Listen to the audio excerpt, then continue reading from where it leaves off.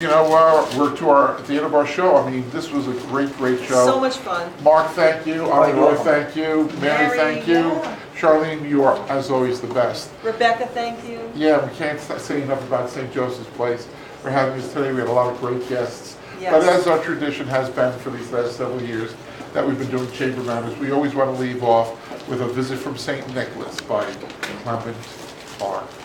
Moore. 'Twas the night before Christmas when all through the house not a creature was stirring, not even a mouse.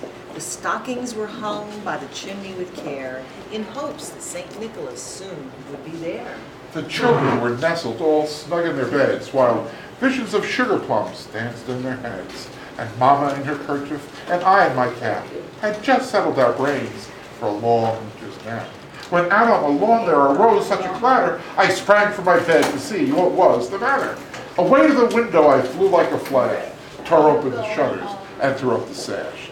To the moon on the breast of the new-fallen snow gave the luster of midday to objects below, when to my wondering eyes should appear but a miniature sleigh with 8 tiny reindeer.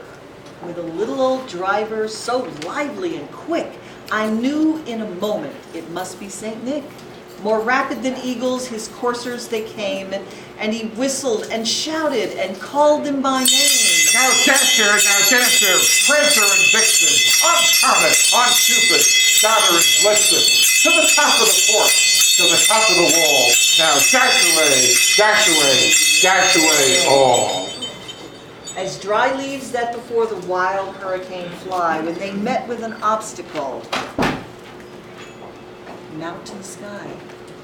So up to the housetop, the coursers they flew, with the sleighs full of toys, and St. Nicholas too.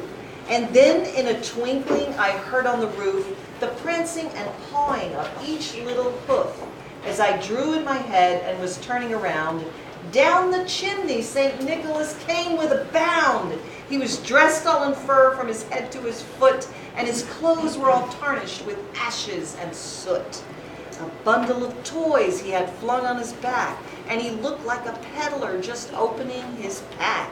His eyes, oh how they twinkled, his dimples how merry, his cheeks were like roses, his nose like a cherry.